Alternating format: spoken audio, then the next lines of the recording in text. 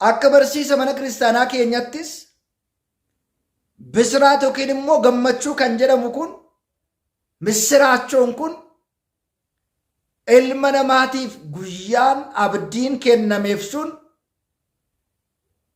waggaa 5,500 jedhe malee yoomaa ta'u halkan haa ta'u guyyaa haa ta'u wanti beekamu hin jiru. Barnoota keenya kutaa 51ffaa keessatti immoo Waaqayyo akkam abbaa dhiifamaa akka inni ta'e asirratti hubachuun barbaachisaadha. Diinni keenya Daabiloos Addaamii fi Hewaan hinaafee gannata keessaa baase, gannatiin kan fakkaatu iddoo kabajaa sana kan dhowwe, gara isheettis darbee ishees ari'achuu eegaluu isaa asirraatii kan baranu ta'a. Yeroo kana ni ulfoofta jecha jedhamu yeroo lammaffaaf gaafa dhageessu ergamichi kennaan kan guutamte gammadi Waaqayyoo si wajjin jira hin sodaatiin kunoo ni ulfoofta dhimma ni deessa maqaa isaa Yesuus jedhu gaafa jedhuun ergamaan Waaqayyoo samii fi lafa kan jiru sanyii kan biqilchu Waaqayyoodha. Ilmi namaa nama ta'ee dhalachuudhaaf, intalli namaa intala namaa taatee dhaluudhaaf, dubartiin dhiira malee dhiirri dubartii malee akkamitti ta'a jecha jedhu jecha baay'ee dinqii ta'e, jecha baay'ee ogummaan itti guute kana gaafatte. Dhugumatti yaala wandisar sanyii dhiiraa malee dubartiin tokko dhaluu hin dandeessu. Dubartii malee dhiirri tokko dhalchuu hin danda'u. Kun hojii baay'ee dinqii ta'eef baay'ee dinqisiisaa ta'e kana akkamitti raawwachuu danda'a? Yerootiif fudhachuun isaa baay'ee kan nama rakkisu yoo ta'u iyyuu, baay'ee kan namatti ulfaatu yoo ta'u iyyuu, Ismaa'eel booza isaanuu ለእግዚአብሔር Waaqayyootiif wanti dadhabamu hin jiru. Akkuma jedhe Luqaas 1:37 irratti dhugumatti Waaqayyootiif wanti dadhabamu hin jiru. Ishee irraatii sanyii dhiiraa malee nama isa ta'e Kiristoosiin qoricha kan ta'e Kiristoosiin akka dhalatu fedha Waaqayyoo jaalala Waaqayyoo ta'uusaa baay'ee nama dinqa. Ija fooniitiin ilaalle dhimma kana xumuruu yookiin immoo furuun baay'isee nama rakkisa jecha. Kanaaf egaa kun akkamitti ta'a? Dubartiin dhiira malee dhiirri dubartii malee daa'imti isaan gidduutti akkamitti dhalachuu danda'a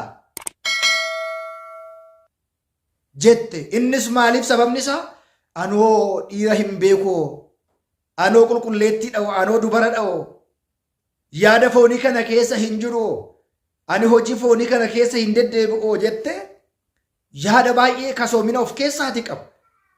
Tiitinnaa isa jennu jecha baay'ee dinqii kan ta'e kana yaada akkasii kan ogummaadhaan guutame deebistee ergamichis hafuurri qulqulluu si eega, jiraataan ilmi Waaqayyoo humna sirratti taasisaa, kanaafis immoo sirraa kan dhalatu qulqulluu ilma Waaqayyoo jedhama. Kunoo lammiiwwan kee keessaa Elsaabeet isheenis erga dulloomtee booda ilma dhiiraa ulfooftee deesseetti. Isheenis immoo maseena turte. Kunis immoo ji'a 6ffaa keessa turee jedha. Waaqayyootiif wanti dadhabamu hin jiru. እግዚአብሔር የሚሳነው ነገር የለም። ያቺ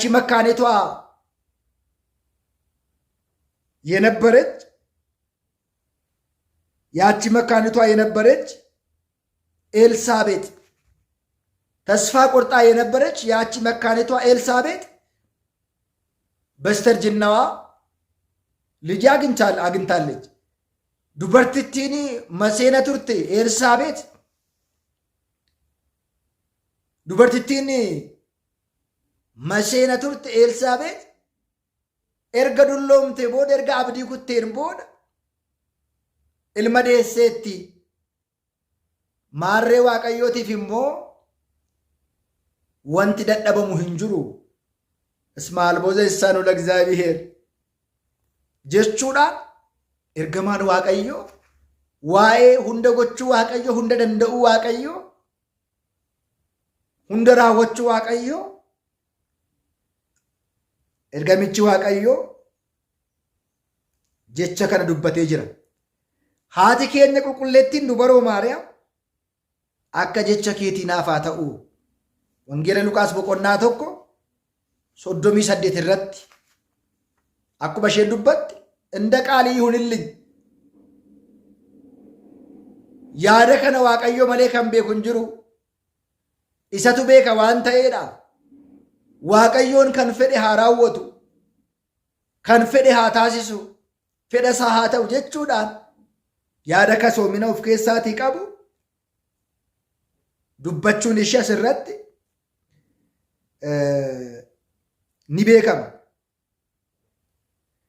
Itti aansuudhaan jecha ishee kana sababa godhachuudhaan jiraataa ilmi waaqayyo Yesuus Kiristoos garaa ishee keessa bulee ergamaa qulqulluu Gabreelii giiftii keenya qulqulleetti dubroo Maariyaamii kan gammachiise, kan sagalee misiraachoo itti hime Maggaabit 29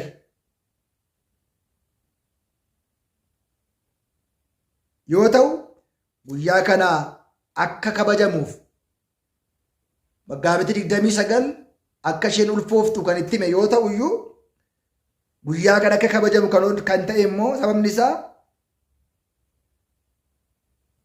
Episkoopoosiin biyya Xilxiliyaaw kan jedhamu qulqullichi Daaksiyoos guyyaa kana akka kabajamu waan ajajamee fi ayyaanni kun Maggaabit 29 gaafa ta'u iyyuu Taasaasii guyyaa 22 akka inni ta'u kan ta'ee fi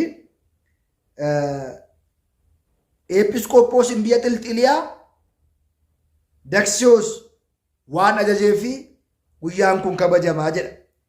Maarreegaa qulqulleettiin dubaroo Maariyaam mul'attee har'a ayyaana kana kabajuudhaaf raajii koo kitaaba kee irratti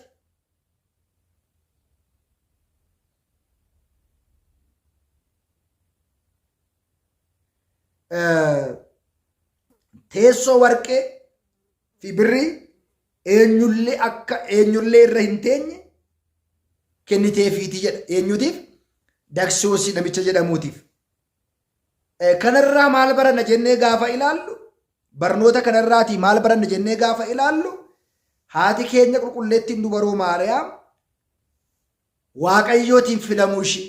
Eenyuutiin filamuu ishii? Waaqayyootiin filamuu ishii. Namaan otoo hin ta'in. Namoonni har'a kabajni isheedhaaf hin barbaachisu. Isin maaliif ishee kabajju? Anis otoon bara sana ture akka ishii sana ta'uu hin danda'a ture. Yoo waaqayyo siif hin eeyyamne, yoo waaqayyo siin hin fille, yoo waaqayyo ulfina siif hin laanne, ilmi namaa of ulfeessuu kabaja ofii kennuu akka hin dandeenye asirraatti baranna. እስመ ሐሪያ እግዚአብሔር ለጽዮን ወአብደራ ከመ ትኩኑ ማኅደሮ ዛቲ ይእቲ ምዕራፌ ለዓለም jechuudhaan isheen kun bultoo koo bara baraa akka isheen taatuuf, bultootaa bara baraa akka isheen taatuuf waaqayyoon Tsiyooniitiin filateera. Bultoo isaa akka taatuuf immoo jaalateera. Akkuma kanas isheen kun bara baraatiif boqonnaa koodha jedhee faaruu 131 lakkoofsa 13 gubbaa irratti እስመ ሐሪያ እግዚአብሔር በጽዮን ወአብደራ ከመ ትኩኑ ማኅደሮ ዛቲ ይእቲ ምዕራፌ ለዓለም isheen kun bultoo koo akka taatuuf, isheen kun bultoo isaa akka taatuuf waaqayyootiin Tsiyooniin filateera bara baraan jedhee qulqullichi Daawit faaruu 131 lakkoofsa 13 gubbaa irratti waaqayyootiin filamuu ishee, waaqayyootiin kabaja argachuu ishee, ulfina argachuu ishee qulqullichi Daawit dubbata. Inni lammaffaan immoo gara laafummaa ishee agarsiisa. Waan hin beekne naaf haa ta'u fedha waaqayyo taanaan ani wantan godhu hin qabu. Maatiiwwan Waaqayyoo fedha Waaqayyoo taana Waaqayyoon waan jaalate raawwata waan ta'eedhaaf jaalala kee haa ta'u jechuun nurra jira jecha. Inni biraan galaafummaa isheetiin bishaan saree dheebote kanaatiif kophee warqee isheetiin obaasuu ishee kan itti barannudha.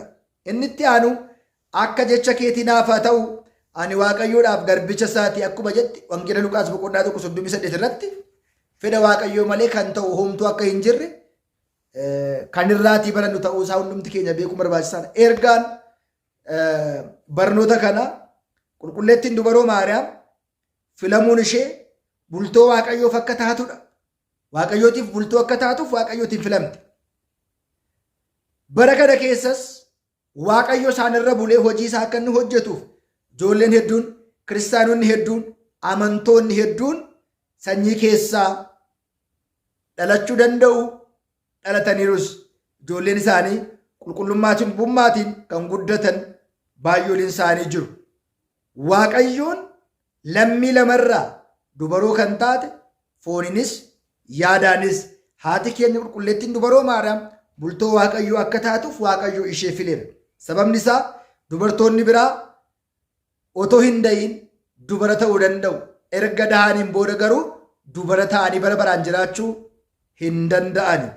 Maarreegaa hiyyin taabawwii kitawalli lekilaqiiq ወተሰይሞሙ መላእክት ለኩሉ ምድር ወይዘምሩ ስሜከ በኩሉ ትውልድ ትውልድ bakka abboolii keetii ijoolleen siif dhalataniiru jechuudhaan abbaan keenya qulqullichi Daawit ammas bakka ijoollee kan nu bu'an karaa abbaa isaanii amantaa abbaa isaanii qabatanii deemuu akka isaan qaban macaafni qulqulluu nu barsiisa, macaafni qulqulluu nu gorsaa jechaadha. Egaa hundumti keessan maatiiwwan Waaqayyoo miidiyaa kan dhaggeeffachaa jirtan, hordofaa jirtan barnoota akkasii kana akkasii dabarsinuuf miidiyaa kana guddisnee tajaajila bal'aa akkasii kenninuutii fi warreen sabiskiraayibii goone sabiskiraayibii gootanii warreen kaan keessan immoo sheer gootanii walii dabarsitanii dubbii sagalee Waaqayyoo kana hunduma bira akka qaqqabuutiif akka nu cinaa dhaabattan maqaa Waaqayyootiin isin gaafannaa. Kan nu barsiise, kan nu gorse Waaqa abboolii keenyaaf galanni haa ta'u. Eebbi giiftii keenya jaalalli ishii araarsummaan ishii hunda keenya duukaa haa ta'u. Ayyaanni kun kan eebbaa, kan nagaa, kan jaalalaa hunduma keenyaaf haa ta'u. Nu haa turu.